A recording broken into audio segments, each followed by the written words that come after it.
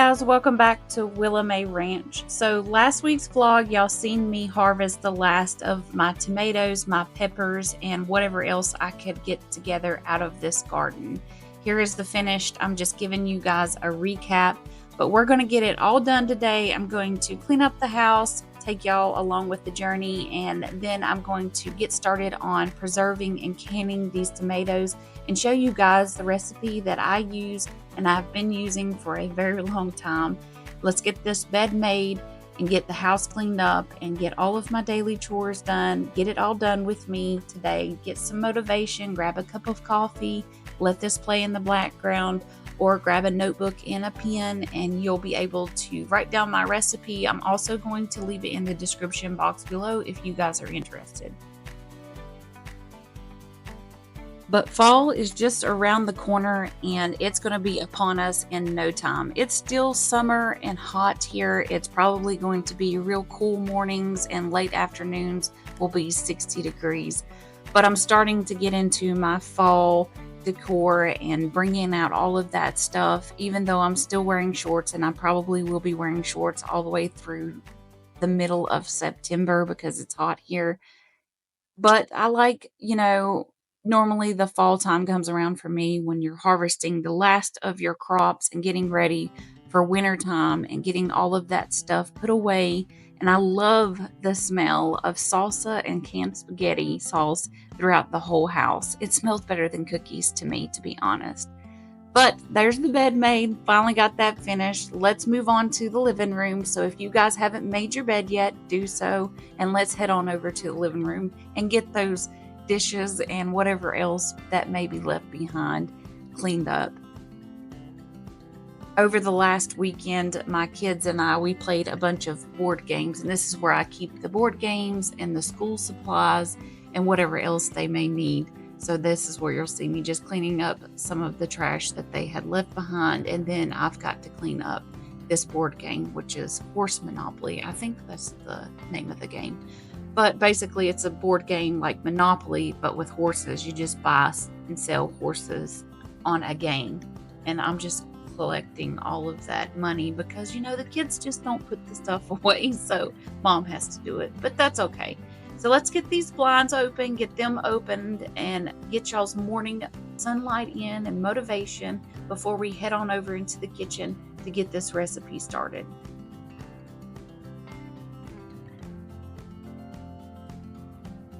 So while I'm doing this, y'all drop a comment below when y'all start decorating for fall and if y'all want to see that in my next video vlog.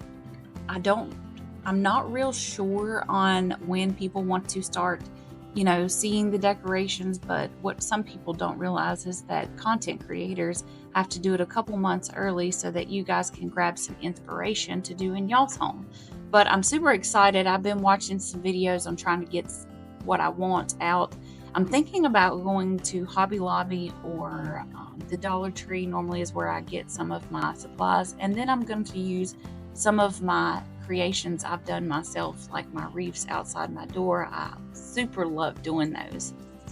But y'all drop a comment below if you guys want to see me do my wreaths. I think that would be a really good DIY for people who haven't done wreaths for their front door. I love doing that type of stuff.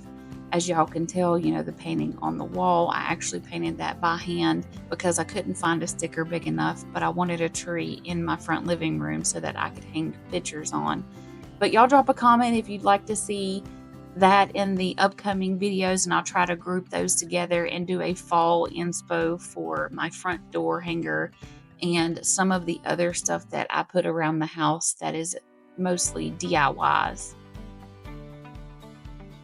But I really enjoy the colder weather starting to come in and just getting everything harvested, and that's when fall is getting ready to come in and summer is getting ready to end. That's what I hate about summer, is when it gets ready to end and the kids go back to school and everything gets put back on a routine.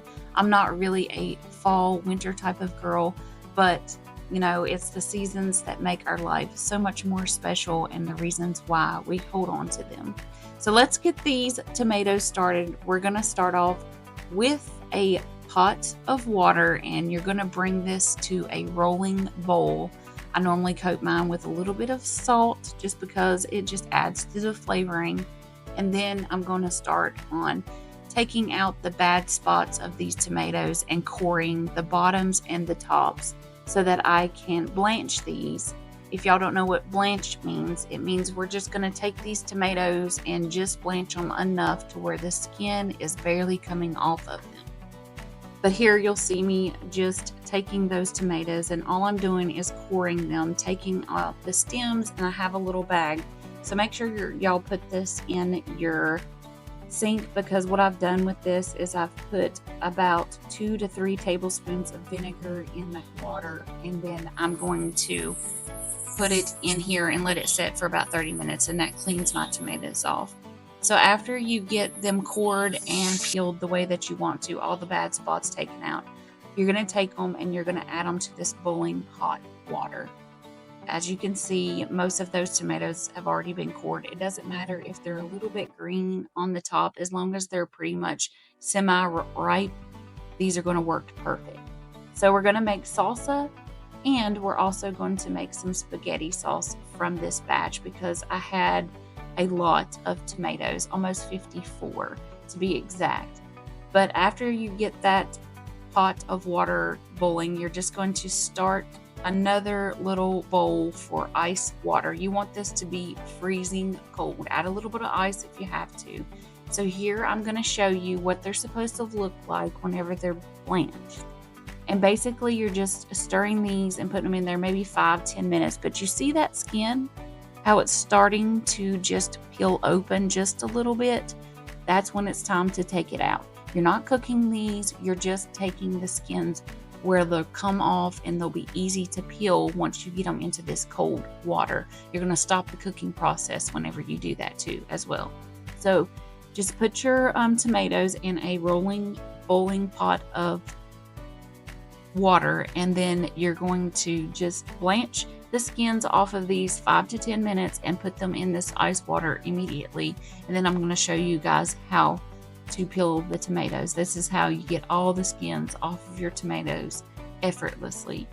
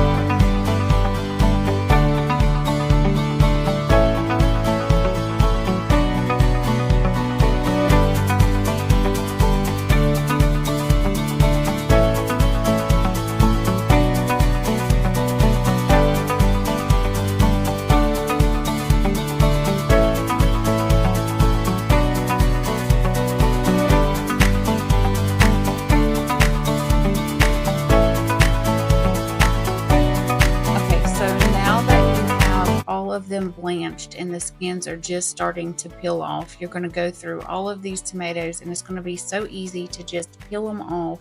It's going to come off like butter, and then whatever bad spots I may find, I will cut those out. And then you're just going to chop these up and put them in a stainless steel pot, or whatever is your favorite pot to, boil stuff in. Chunk these up or make them as small or as big as you would like to. I like to leave mine chunk size.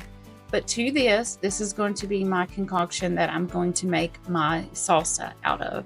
I'm going to take this Mrs. Wages. I'm going to link this product below because I love this. It has all of your spices in it. It just makes things so much easier to put together and add in. So I'm going to add the entire container, and it calls for 18 medium-sized tomatoes. You can do 18 or 19. I think I did about 19. So some people will add 2 tablespoons of sugar to this to cut down on the acidic level. I don't like to do that. I'm just going to add 2 tablespoons of honey to this to make it just a little bit sweeter, and it's going to cut that acidic level down just a notch so that, you know, sometimes people get cold sores and stuff, and it could be because they eat too many tomatoes. I just like doing it because it just makes the taste better, and it cuts down on the acidic level of the tomatoes whenever you're canning and processing. And then to this is my special recipe. I add 2 jalapenos, those peppers that I got out of the garden, red peppers, and an onion. I like my salsa to be chunky, and I like a lot of vegetables in my salsa. I've been to a lot of restaurants that just have the tomatoes and tomato paste as your salsa. I hate that. I like for a little bit of, you know, grits, a lot of vegetables in my salsa whenever I make it. And if I'm out of spaghetti sauce, I will throw a spaghetti, and then I'll throw a little bit of this because I don't mind. Okay, and then I'm going to bring this up to a simmer and let it simmer for about 25 minutes. After it starts to get, you know, fairly cooked, basically what I'm doing is I'm cooking the tomatoes and the peppers.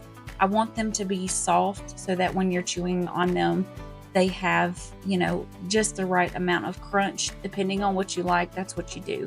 Then you're going to add in 1/4 cup of vinegar to this batch. This is what the recipe calls for on the back of your seasoning packet. And like I said, just, you know, turn this on about a medium heat, let it cook for 25 minutes. And then I forgot to add that onion in. I do a whole onion chopped in this salsa recipe. So if you guys like, you know, a whole lot of hearty vegetables inside your salsa, this would be the perfect recipe for you. And if you guys try it, let me know in the comments if you liked it. But this is going to be shelf stable until for up to 12 to 18 months. So you can get a good year out of stored pasta, sauce, and salsa. So for you girlies out there who are looking for a great alternate to, you know, feed your family and not spend so much in the grocery store because times are hard right now, this is a great alternate. So basically all you're going to do, if you have hot salsa going into jars, you need to heat your jars up just slightly. Now this is not a rolling bowl, it just is just a warm water, and this is what I'm going to water bath can my salsa and my spaghetti sauce in. So if you're putting anything warm inside of a jar, you're going to want to heat your jars up before you add your mixture into it. If I was just canning tomatoes and putting them in cold, I wouldn't have to do this step. But since we're going to put hot salsa that has been cooked and marinated together because we needed to combine all of those flavors together to get the full potential of your canned salsa or spaghetti sauce, we're going to heat these jars up. And basically all you do is put them in there for about 10 minutes. You want to make sure they're really hot, and then pull them out. And then I'm going to show you the next step after this salsa has not cooled down. I've just let it simmer and sit there without it being on, and then we're going to fill up each jar and give it a little bit of jar space. Be very careful and really take your time pouring that water out, because if it runs all the way down that spout where you're holding it, and I'm going to link this little holder, jar holder down below if you guys are interested in getting one of those. Be very careful pouring this water out because you could burn yourself. And set them aside so that you can get those ready to pour some salsa in. I'm also going to link this funnel for you guys. This can be used on small mouth or wide mouth. If y'all know me, I love my wide mouth just because they're easy to clean, easy to store, easy to put all of your stuff into, and you are going to make a mess. So I use a measuring cup to pour in all of my, it doesn't matter what I'm doing, jams, jellies, salsa, whatever. Some people use ladles, and I find that it's just really hard to get it in the jars. So I use my measuring cup and this little funnel. It helps put everything where it needs to go. But you are going to make a mess, so just make sure that you have plenty of towels ready to catch whatever drippings you have, and then we're going to clean these jars up. So basically, whenever you go to fill up your jars, leave an inch headspace so that that air can escape whenever you put your lids on to seal.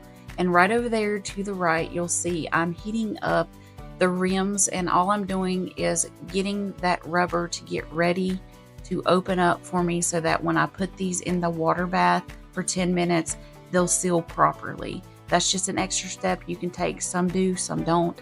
You'll see me over there to the right. I'm putting them in there. And while I'm doing that, it doesn't come to a rolling boil. I just have it on a little warm, so about medium heat. I'm going to take vinegar and wipe up all of these jars, the lids, whatever I might have gotten on the side that will stop these jars from sealing all the way. So make sure you do that step. Take you some vinegar on a paper towel and just wipe the rims of each and every one of these jars that you're going to water bath can. And then I'm going to take it from that warm water, put it onto the jars, and then I'm going to show you guys the next step. Rings or your lids together and ready. And basically all you're going to do is make sure that you have a towel handy, because don't touch these jars. They're really, really hot if you've done it the way that I told you to do it. You're just going to get these hand tight. You're not going to like really wring them down. Just get them hand tight, because you want the air bubbles in these jars to be able to escape, so that that rubber seal around it will suction cup down to the glass, and you will have fresh salsa or spaghetti sauce for up to a year to 18 months if it's unopened. And if you guys open it and you want to wait a couple of days, it stays 3 to 4 days good in the refrigerator. But just make sure that you put it in the refrigerator. If none seal and none finish, sealing properly, that's what I would do with them. But moving on to the spaghetti sauce. So what you're going to do is, this is about 18 to 20 tomatoes. I put 2 cans of tomato paste. And the reason why I'm doing this is because whenever I open, my tomato sauce for spaghetti and stuff of that nature, I want it to be just a little bit thicker instead of more watery. So we're going to boil this down just a little bit more than we did the salsa while they're marinating over there. By the way, we're going to water bath can both of these for about 10 minutes, depending on what it says on the back of the package, to get the whole shelf life out of it. But this is such an easy recipe. I feel like everybody could do it. It's simple, it's easy, and it makes really good homemade meals for you and your family. If you don't have a garden, I suggest going to your local farmer or a farmer's market. They will actually sell you boxes of tomatoes, cucumbers, whatever you would like to have. And then to this salsa recipe, I love a lot of garlic. So I put 2 heaping tablespoons of garlic in this mixture. And then Mrs. Wages also makes a spice kit for this as well. And I didn't know, I didn't get it all the way in camera. So I'm going to link both of these different types of salsa and these spaghetti spices down below if you guys are interested. And just like my salsa, the only thing I leave out of this is the jalapenos. So I'm going to do the rest of my green peppers, my red peppers, and onion, probably 2 onions, and I had about 4 or 5 peppers left. Look at that purple pepper. I had a Cherokee purple come in the garden, and I thought it just added such beautiful color. Here's that packet I was telling you about earlier.